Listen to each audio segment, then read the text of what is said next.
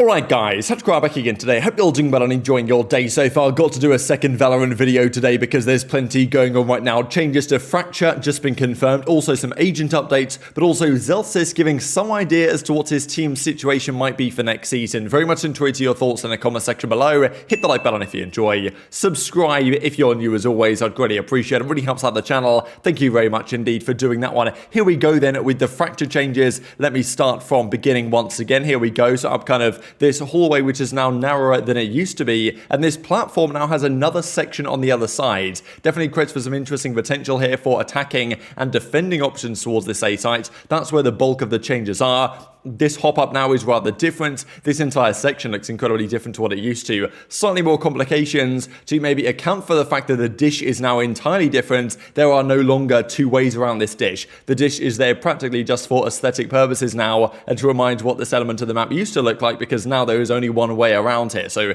it's just a straight up pathway. Simplified to a certain extent, probably helps the way that map can be played. Whether it's actually good or bad for the attackers or the defenders remains to be seen. Changes towards the B side are less substantial, but there are some differences here in the way the run-up works towards the B side from the attacker's perspective, and also an additional ramp you guys can see here up to the site in just a second. Some significant changes mainly around the A-bomb site, this of course as well, but yeah, of course we shall see how this plays out, whether it's good for attackers, whether it's good for defenders as time progresses. This also definitely worthy of note here with regard to crashes. You guys remember the 5-man ace he got on one of their first round matchup was against Boom Esports. I forget who exactly they played against, but on Fracture, of course, when he killed all 5 of them on the zip wire. Apparently, kind of like in Counter-Strike where they have the graffitis for legendary plays, they're adding like a graffiti apparently somewhere for this crashes play, which will be coming sooner or later. Not sure what it looks like yet, but stay tuned for that one because apparently that sounds pretty cool. Now, speaking of the map set, really, of course, we have Split here, which was added, like, well, of course, since the start of the game, but it was removed recently in place of Pearl, and many have wanted some changes. Of course, Fracture is now getting some upgrades. We believe that Pearl also has some changes in the works. TenZ, of course, said this not that long ago, that, look, bring back Split. This Pearl map is just so bad. So we'll see what Riot decide to do over time, but Fracture, it does seem like will be making its return with these updates. Pearl, I think they're going to plan to do the same. I wonder what Split will look like after they, well, maybe try and improve that map as well over time. Now, other things they're trying to improve are changes to the agents. Some changes here to Yoru to try and make him even better. Blindside duration increased from 1.5 seconds up to 1.75. Visuals in third person for flash players render behind the person's head once it starts to fade. That's kind of interesting. Window increase for awarding assist on flashes, near sights and concusses goes up from 1 second up to 3 seconds. So definitely some further buffs here, it seems, for the Yoru side. Some changes to Sky as well. The max flash duration of the guiding light now scales from 1.25 to 2.25 over a 0.75 second charge up after being cast. Guiding light can no longer be shot or destroyed. New visual effects and stuff like that. Another couple of tweaks as well, but does seem like again Sky potentially getting buffed here on the whole. KO some changes as well. Underhand flashbang max duration decreased, and overhand flashbang max duration increased slightly. So this is actually pretty interesting that his flash now seems to be getting worse, at least in terms of the underhand flashbang, which has certainly had its fair share of criticism. So some buffs here, some nerfs. The other interesting one to Reyna, the wind up of the near sight effect has been seemingly increased, although it seems like decreased to me from 0.6 down to 0.4, but whatever's happening there. The range, this is the big one to me, the range restriction on her Lear, so her flashbang, has been removed. Near sight unequipped delay decreased, near sight unequipped delay set to instant, duration decrease actually down as well from 2.6 to 2, but I mean, yeah, usually it doesn't last the 2.6 anyway because it gets shot, right? But like range restriction on the Lear removed, this is kind of incredible to think about the possibility of having effectively cross-map flashes with Reyna, right? If she throws the Lear in a certain spot,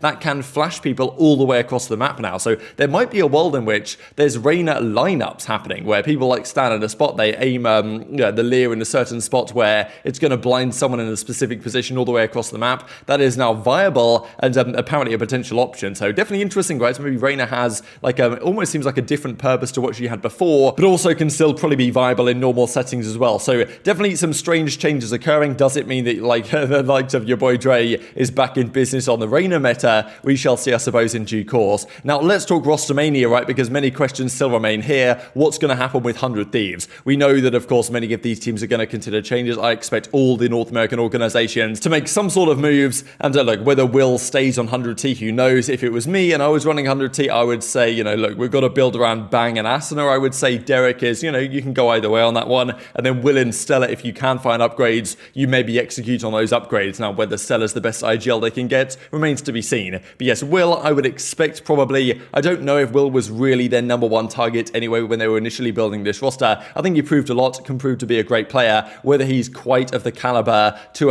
you know, to be on this 100 Thieves team going forward with the free agents there are, I suppose remains to be seen on that one. Now, this also from Chronicle I thought was worthy of note here. Of course, formerly of the M3C roster, the Gambit roster, which is now blown apart. He says, stream from Turkey tomorrow. Kind of interesting, not sure why he's in Turkey or whether there's something else going on, but just a note, of course, there are some Turkish teams getting ready to go, BBL and the like, potentially looking to build various rosters. And of course, the teams can kind of do what they want. They can sign players from various regions. And we saw earlier today, Ye say that he had a $1 million per year salary offer or something from an APAC team that he's kind of declined. So you wouldn't put it past some organizations around the world looking to get guys like Chronicle on their roster. So definitely one to keep your eyes on for sure. And this, as we discuss Sentinels real quick, Danny, who last year was working for Sentinels, of course, as their analyst for a large part of the season, I think he even subbed in for them at one point or another when they maybe like Zoms, they asked him and then he didn't want to do it, or there was some drama going on. But anyway, Sentinels have allowed him to seek new opportunities as a restricted free agent. Interesting stuff that they haven't just let him go as unrestricted. He's still under contract, but I guess when his contract ends at the end of this month,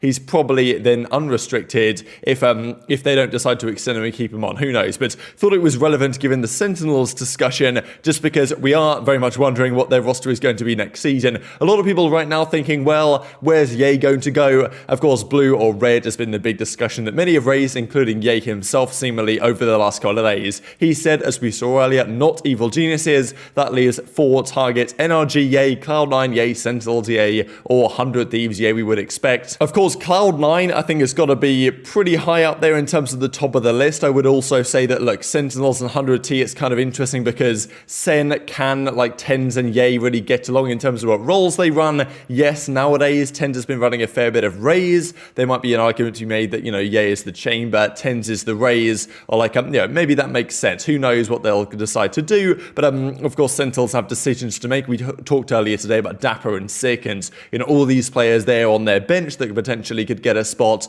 back in the pro side in the tier 1 division, and Zellsis makes a good argument for that. Now on stream he was discussing here the possibility of, like, look, he's not going to say any more than he said here, but just the words he said at the start of this clip kind of say to me that, like, look, he's got something in the works. He doesn't want to say anything more than that, but yeah, he's hoping something will work out. He's got something potentially on the table here for Zellsis to make the return to tier 1. Whether it's with Sen, who knows? But the thing is, until everything is locked in and the papers are signed, nothing is guaranteed.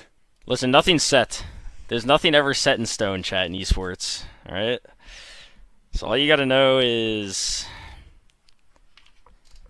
all you gotta know is what you gotta know. Alright? All you gotta know is what you gotta know. And what you don't know, you don't know. And what you know, you know. You know? I told you all I'm retiring. I'm becoming a content creator. I love playing ranked 12 hours a day and losing my absolute mind. Nah, on a real note though, from the start of Sen to now, you guys, everyone has shown me an insane amount of love, an insane amount of support. So what do you guys think about the potential of this, right? Should Zellsis go back to Sentinels? If he does, what does the rest of their squad look like? I do think it was a major part, actually, of making their team better in the second half of the season, or especially towards the end of the LCQ, than they would have been otherwise. When they brought Zellsis in, I thought it was a sign of them starting to really take their LCQ success seriously, and they were a better team than I think they were maybe expected to be into that LCQ. The only 2 teams they lost to were the 2 teams that actually came top 2 at the LCQ. So Zellsis really, I think, held helps turn that team around. But if you do bring Zellsis back, what is actually done then with the rest of the team? Because all of a sudden you've got you've got many players over there that are a large part of what last season's roster was at the end, and maybe you don't want to run it back with the entirety of that team because other teams around you, other than Sentinels, are going to be upgrading, right? I mean, you look at teams like 100 Thieves, they made it to champions, Sentinels did not, Cloud9, like everyone around them is going to be upgrading. Loud, of course, is also in the Americas division, and they just won the World Championship, right? So you've got to build a highly competitive team here regardless of what you do.